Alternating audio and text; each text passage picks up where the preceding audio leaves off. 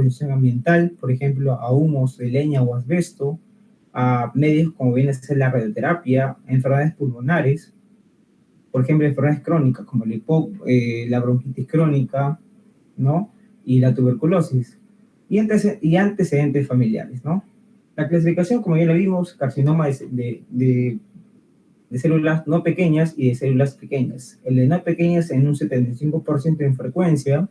Encontramos acá el principal y el más frecuente, que viene a ser el adenocarcinoma. En segundo lugar, tenemos el carcinoma de células escamosas, o también llamado carcinoma epidermoide. Y en tercer lugar, tenemos el carcinoma de células grandes. Y dentro del otro grupo es el carcinoma de células pequeñas, ¿no?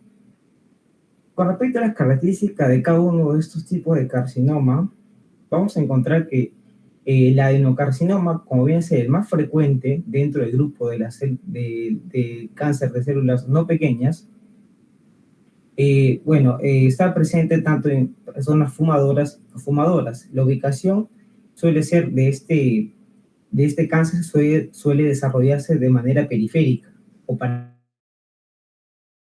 familiar, ¿no? Como vemos acá, tenemos la imagen de un pulmón pequeño, la imagen pequeña de un pulmón, entonces en la periferia, a comparación de una localización central, el cáncer va a estar más localizado en la zona iliar, o sea, más central, dentro, va a iniciarse dentro del bronquio, ¿no? Entonces, el adenocarcinoma, la ubicación más frecuente es de periférica, subtipos, está el preinvasivo y el invasivo, y la clínica es inespecífica, pero recuerda siempre que la clínica principal de todo cáncer de pulmón, la más frecuente viene a ser la tos, ¿no? De ahí otras que se le agregan van a ser, porque la tos es más frecuente tanto en todos los tipos de carcinoma. Otros síntomas que se le agregan también es la hemoptisis, la disnea, el dolor torácico y la baja de peso, que son síntomas constitucionales, síntomas de enfermedades típicas, de enfermedades crónicas degenerativas, ¿no? Que con el tiempo pues afecta a todo el sistema. Dentro del siguiente tipo encontramos el carcinoma de células escamosas o carcinoma epidermoide, que también es frecuente en un 20% de los casos, pero esta, a diferencia del adenocarcinoma, su ubicación es central, o sea, en la zona iliar, ¿no? Del pulmón. Ahí se suele originar y es más frecuente encontrarla. Surge en este caso del árbol traqueobronquial, está asociado también a un síndrome paraneoplásico, que es la hipercalcemia por una segregación de la hormona paratiroidea, ¿no? Y típicamente el paciente viene con síntomas de hipercalcemia. Ahora, la clínica también es inespecífico, pero siempre es casi el mismo cuadro, que viene a ser tos, disnea, dolor torácico, hemoptisis y baja de peso. Y dentro de este tipo de carcinomas de células escamosas o epidermoides, también se asocia a un síndrome de Pancoast, ¿no? El síndrome de Pancoast o de Pancoast es el síndrome típico donde hay una migración del tumor hacia el plexo braquial ipsilateral, ¿no? O sea, típicamente, como se ve en la imagen, el paciente viene con dolor en el hombro, con dolor en la extremidad superior, debilidad y la atrofia de la mano ipsilateral, ¿no? O sea, hay una compresión del plexo braquial. Además, también puede asociarse también a lo que viene a ser el síndrome de Horner, que básicamente sus entidades anhidrosis, tosis y lo que viene a ser miosis, ¿no? Esa es la tarea principal del síndrome de Horner. ¿Por qué? Porque comprime lo que viene a ser la cadena ganglionar cervical, ¿no? De lo que viene a ser a esa zona de lo que viene a ser la zona cervical, pues, ¿no? Por compresión, por efecto de masa, pues, ¿no? Ahora, el tercer tipo de cáncer es el carcinoma de células grandes, ¿no? Que es menos frecuente en un 2% de los casos. Su ubicación esta es periférica y suele secretar la hormona, también está asociada a otro síndrome paraneoplásico, como es la gonadotropina clónica humana, ¿no? La GnRH, ¿no? Que puede causar en este caso en los pacientes ginecomastia, ¿no? Y típicamente vemos el paciente con presencia de ginecomastia, ¿no? En estos típicos, en este caso, la ectoscopía puede ser el paciente. La clínica es inespecífica, igualmente viene tos, disnea, dolor torácico, hemoptisis y baja de peso. Ahora, el otro grupo pequeño, que viene a ser el carcinoma de células pequeñas, viene en un 15 hasta un 25% de los casos, y la clínica es muy agresiva y su ubicación es central. En este caso, casi siempre cuando se hace el diagnóstico de este tipo de cáncer, el paciente ya suele hacer una metástasis generalizada, ¿no? Y en este caso también está asociada a lo que viene a ser síndromes paraneoplásicos, ¿no? Como la segregación de ADH, el peito de gastrina, entre otros, ¿no? En este caso es una clínica muy agresiva que tiene, ¿no? Prácticamente al principio es asintomática y el paciente cuando ya debuta con lo que viene a ser clínicamente es todo metástasis, ¿no? Es muy agresiva la clínica que tiene este carcinoma de células pequeñas. En este caso, siempre cuando tengamos, se hace la radiografía, tiene múltiples nódulos, y a esto, evidentemente, el paciente con tos, disnea, nodo torácico y baja de peso, ¿no? Ahora, básicamente, cuando yo quiero hacer el diagnóstico es siempre, pues, una plaquita de tórax, o sea, una radiografía de tórax, ¿no? En este caso, no es un diagnóstico principal, pero puede ser como un examen inicial, ¿no? Para, en este caso, como yo voy a abordar mis síntomas, ¿no? En este caso, por ejemplo, y principalmente yo tomo, o en este caso se utiliza la radiografía para ver si hay hallazgos de sospechar o descartar malignidad en el paciente, ¿no? Vamos a ver básicamente la presentación clásica en una radiografía de tórax en un cáncer de pulmón va a ser el nódulo pulmonar solitario, ¿no? Y yo voy a ver un seguimiento, en este caso del nódulo, si el nódulo es mayor a 6 milímetros, ¿no? Ahí me hace sospechar de un seguimiento, pero si es menor, no me hace tanto sospechar, ¿no? En este caso, si hay, por ejemplo, una lesión focalizada, o está en aumento, o si esta lesión crece, pues, ¿no? En este caso, esto va a depender mucho de lo que viene a ser el riesgo que tenga el paciente, ¿no? En este caso, el riesgo va aumentando de acuerdo a la edad, y el riesgo también aumenta de acuerdo al tamaño del nódulo, ¿no?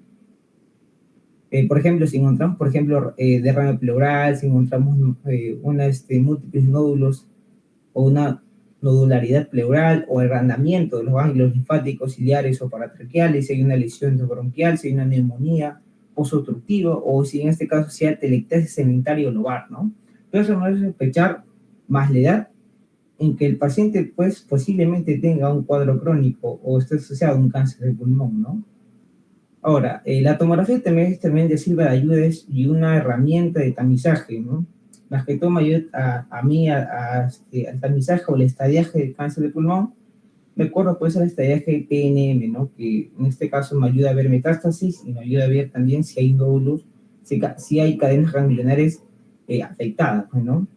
En este caso, a todo el paciente con sospecha, en este caso de cáncer de pulmón, se le hace para evaluar el tamaño, la invasión a ganglios, la metástasis y contribuye también a la planificación de una posible biopsia para un diagnóstico más preciso. En este caso, el laboratorio también es importante, pues, ¿no? En este caso se le hace hemograma, hemoglobinas, son exámenes de rutina, un hemograma, un examen de electrolitos para ver si hay hiponatremias, si hay un SIAT, en este caso, si hay una hipercalcemia, ¿no? Como ya le mencioné, en el caso de lo que viene a ser el carcinoma epidermoide o de células escamosas, para ver si hay también se le realiza pruebas de función hepática para ver si hay una metástasis hepática, para ver, por ejemplo, aumento de la fosfatasa alcalina, o en este caso que me puede ayudar en este caso a sospechar de una metástasis ósea, ¿no? Básicamente cuando yo tenga un seguimiento, el seguimiento pues me va a hacer sospechar, o en este caso lo voy a iniciar cuando en la tomografía pues tengo un nódulo solitario mayor a 6 milímetros de tamaño, ¿no? En este caso puede iniciar seguimiento, y puede ser seguimiento con una tomografía anual, ¿no? En este caso si el paciente tiene bajo riesgo, y en este caso y a los 2 años pues, posterior, ¿no? Pero también puede ser, por ejemplo, una resonancia magnética, ¿no? O una PET, que viene a ser una tomografía por emisión de positrones, ¿no? Para ver metástasis, para ver activación metabólica del tumor primario, ¿no?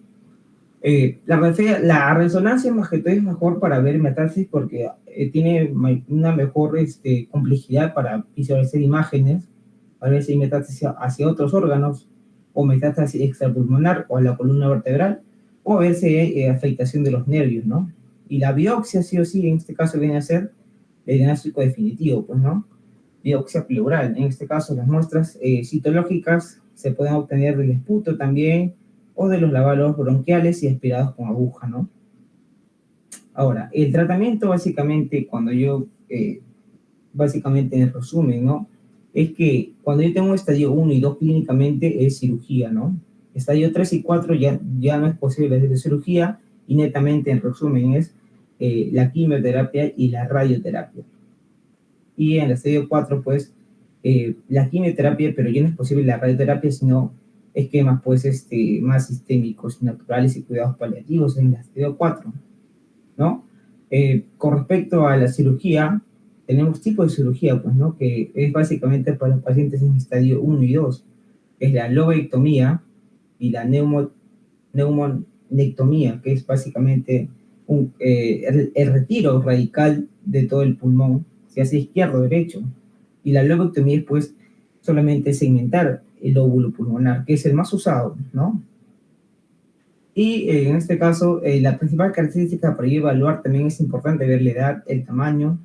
¿Por qué? Porque cuando yo sospecho de un nódulo pulmonar solitario maligno, ¿no? Cuando por ejemplo, crece lento, a comparación de benigno, que es un crecimiento muy rápido, crece o duplica su tamaño antes de los 100 días, o sea, antes de 3 meses duplica su tamaño. Es un crecimiento muy rápido, me hace sospechar que es un posible nódulo benigno. Sospechar un amartoma, ¿no? En este caso, que es de más frecuentes en el nódulo benigno.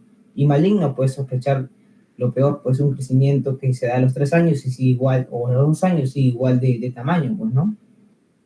En este caso, por ejemplo, dentro de lo que había mencionado de la radioterapia y la quimioterapia, la radioterapia mayormente es para nódulos o cánceres localizados, ¿no?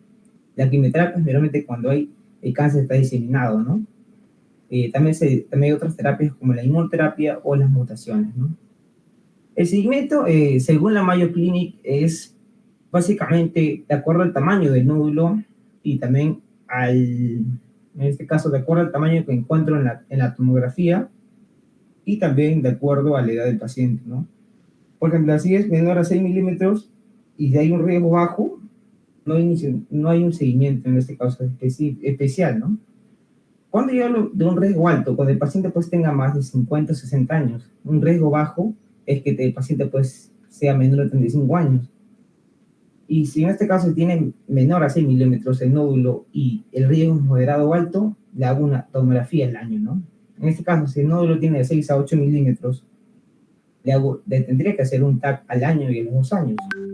En este caso, si es bajo riesgo, y si es mayor a 8 milímetros, o sea, y tiene un riesgo bajo, le hago a los 3, a los 12 y a los 24 meses. Si es moderado, le hago una tomografía y una biopsia o una tomografía por emisión de positrones. Y si es riesgo alto, todo paciente con riesgo alto se va a biopsia, ¿no? De frente.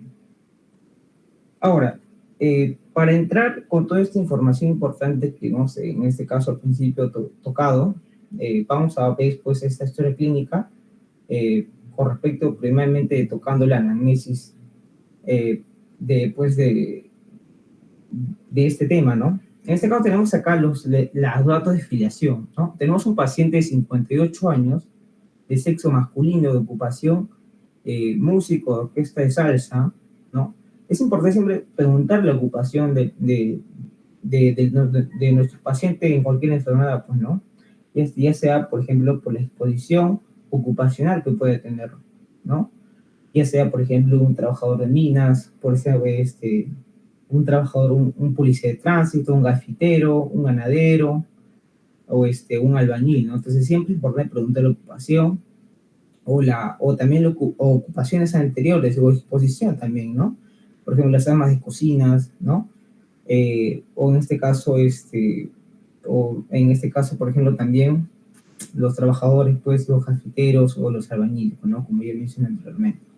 Los antecedentes que tiene este paciente puede ser que es hipertenso de hace 10 años con tratamiento, o se tiene un tratamiento para la hipertensión, y es fumador por 20 años, ¿no? Dentro de los antecedentes familiares que relata este paciente es que su padre falleció por cáncer de colon, es ingresado, en este caso por la presencia, o él relata que es disnea a mediados de esfuerzos de evolución de 3 semanas. Y dolor en mi tórax izquierdo de una de una evolución de una semana, ¿no? Entonces tenemos acá dos síntomas importantes, que es sensación en este caso, la disnea y el dolor en el emitor izquierdo. La disnea hace 3 semanas y el dolor hace una semana, ¿no? Entonces acá, ya un poco más sintetizado, la enfermedad actual, tenemos acá los signos que presenta el paciente: es la pérdida de peso. Dentro de los síntomas tenemos la tos persistente, la pérdida de peso y la disnea. Tiempo de enfermedad, aproximadamente un mes. Forma de inicio insidioso y el curso de la enfermedad es progresivo. Es importante ver acá, pues, porque la tos es un síntoma universal, pues, ¿no? Me puede decir muchas cosas la tos. La pérdida de peso me puede indicar una enfermedad crónica de lleno, ¿no? Y la disnea también. Ahora, el listado cronológico de los síntomas, yo ordenándolo un poco más, es desde hace aproximadamente 5 meses, se relata que presenta tos persistente, una tos de característica seca y no productiva al inicio. Pero desde hace 2 meses se incrementa la expectoración, ¿no? Ahora, desde hace aproximadamente 3 semanas presenta disnea progresiva a medida de los esfuerzos. Hace una semana también se le ha agregado dolor en el emitor izquierdo de tipo punzante y que ha intensificado la dificultad para poder respirar.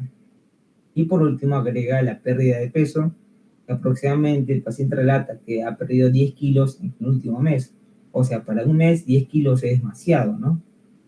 En este caso, y también dice que es hipertenso, pues, ¿no? De hace 10 años con tratamiento de IECAS, ¿no? Entonces acá es importante resaltar, uno, la pérdida de peso excesiva muy rápida.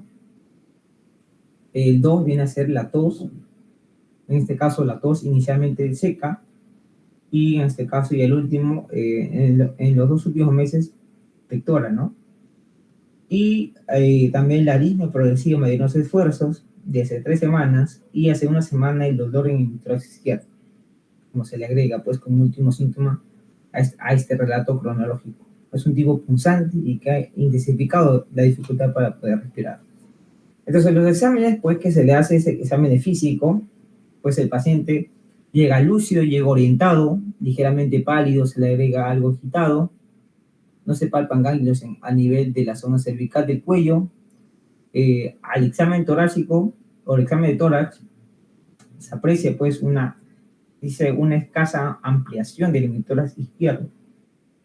Esto que me quiere decir que hay algo dentro, en este caso, que limita la expansión total del emitórax izquierdo, ¿no? Por ejemplo, y también dice que la percusión se encuentra una matidez en los 2 tercios inferiores del emitórax izquierdo. Y las vibraciones vocales se encuentran reducidas en el emitórax izquierdo, o sea, hay vibraciones vocales disminuidas y matidez en los 2 tercios inferiores del emitórax izquierdo. Ahora, y también, además, dice que el murmullo vesicular está abolido en los 2 tercios inferiores del emitórax izquierdo, y hay una egofonía en el emitórax izquierdo. Cuando habla de egofonía, semiológicamente define como una voz temblorosa, ya sea por la presencia de líquido o presencia de condensación, que surge, pues, al paciente hablar o al decirle, pues, ocultamos, y el paciente dice un número o 2 números, o cualquier palabra, y es una voz temblorosa media quebrante, ¿no? O también se conoce como voz de cábala. Ahora, el examen de tórax más preciso, pues, es esto, pues, ¿no? O sea, ya de una forma ya más esquematizada. Vemos una amplificación disminuida en el tórax izquierdo, la percusión, pues, matidez y vibraciones disminuidas, los 2 tercios inferiores. A la ocultación igualmente, murmullo vesicular abolido en los 2 tercios inferiores, y la egofonía que está presente en la ocultación, ¿no? Como había mencionado, es una voz temblorosa con timbre nasal y aguda, o voz de cabra, como se le conoce en los antiguos textos de semiología. Bueno, muy bien. Ahora, también se le realizó en el plan de trabajo lo que viene a ser el hemograma completo. Y para ello, el paciente, pues, presentó un recuento de matiz de 4.500.000 por cada matiz, en este caso 4.5 millones por cada milímetro cúbico, que está dentro de los valores normales. La hemoglobina es de 11.2, ¿no? En este caso, por el varón, en este caso debe estar, pues, mayor a 13, ¿no? En este caso, pues, está 11.2, está levemente bajo, ¿no? El hematocrito está en 34%, igualmente está bajo. Leucocitos, dentro de los leucocitos, los abastonados segmentados está normal, y acá los linfocitos pues está un poco alto, un 41%, casi un 10% por encima de lo normal. Ahora, en este caso, en este caso me hace pensar pues la hemoglobina que está baja y el hematocrito que está bajo. En este caso el paciente pues tiene una anemia leve, ¿no? Y también